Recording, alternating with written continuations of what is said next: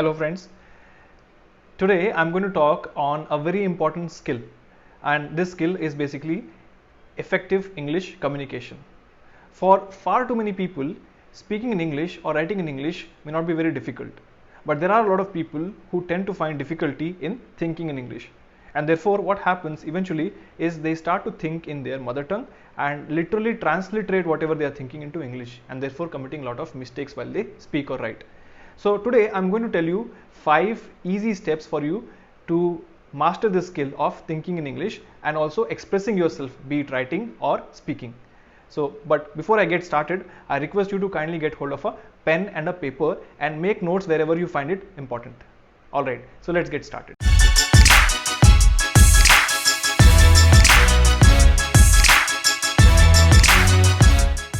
Friends, the steps that I'm going to share with you today is actually a secret recipe of my mother. I learned this in a very early stage, and that is why I'm here standing before you speaking effectively in English. But before I actually share what these steps are, there are some basic ground rules that I want to share with you, and I want you to promise to yourself that you will follow this very diligently. Okay? So the rule number 1 is there is no shortcut to success. You need to really work hard if you want to become good at something. And so you need to promise to yourself that you will follow what I'm going to share for at least 30 days. Rule number 2 is you need to ensure that you don't take a break even for a single day. You know, what I'm going to share is hardly going to take you roughly 15 minutes of your time every day, right? And it's very important that you don't skip this even a single day. Rule number 3, on the 31st day, you need to come back and tell me if this really worked or not. If it worked for you, I'll be happy, and if it did not, I will tell you what you need to do in order to become a better version of yourself. Alright, now let's get started on how do you become effective in expressing or writing and speaking in English. Alright, so the step number 1 is very simple. What you need to do is essentially grab hold of a English storybook. As a child, I really loved reading books, and at that time I used to find a lot of books like Champak, Tinkle, Reader's Digest, and a lot of other interesting books.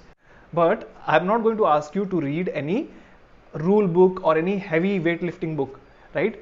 All you need to do is grab hold of a storybook which is easily available to you at your library or at home, or maybe you can borrow it from your friend, or even you can download from the internet. So what you need to do is basically get hold of a storybook. It could be, for example, like Amar Chitrakatha, it could be Tinkle, or any kind of children's storybook.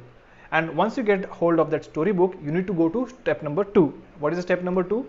You need to read one story every day, right? And once you do that, you will need to come to step number 3. What is the step number 3? Step number 3 is basically you need to write down story what you have just read from that storybook without looking at that book. Simple, very simple. Is that clear? There are only 3 steps that you need to follow. The third step is writing without looking at the book.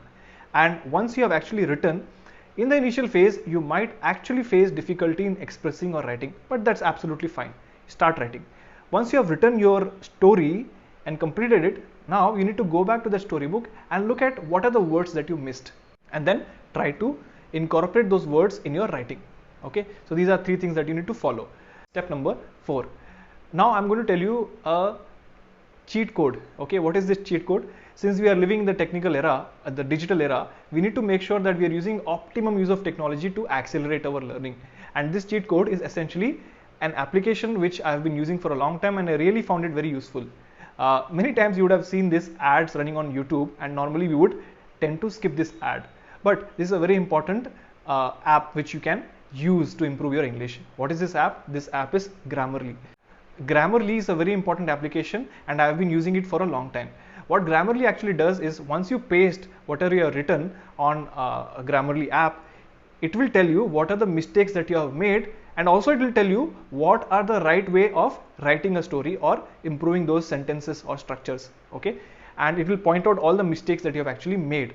Now what you need to do is look at those mistakes, find what type of mistakes you are making, and then go back to a book called Wren and Martin. Now this is a book which I have referred when I was a student, my sister has referred, my parents have referred, and it is a very famous book which actually talks about how do you improve your English. There are basic ground rules which are there in this textbook. Okay, you can actually go and ask any of your English teachers, and they'll know what this textbook is and where you will get it. Okay, and there are a lot of digital copies also available online, so you can simply download them and read them. So once you have done that, now you need to see what are the types of mistake you are making. For example, if you are making mistakes on verbs, or if you are making mistakes on construction of certain sentences, you need to go back on this book, refer to that particular section which is given, and understand what are the basic rules. Okay, once you have understood, you need to come back and then rewrite the story again by yourself. Now this is a practice which you need to do every single day. Okay, this is not a once in a week or a once in a month activity. This is an activity which you need to do every single day, and this might take you maximum of 15 to 20 minutes if you actually spend your efforts absolutely focused on your work.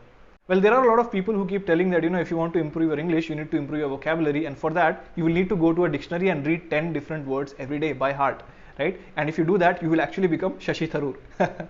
But honestly, if you read or try to mug up words without understanding the context of or the usage of these words, this will not help you at all, right? In fact, it will actually backfire. I will tell you a interesting fact. The secret to effective communication is not learning too much of vocabulary, but actually using very simple words. And if you actually look at some of the most effective speakers in the world, they will use very, very simple words, and that is what makes them very different and makes them stand out from the crowd.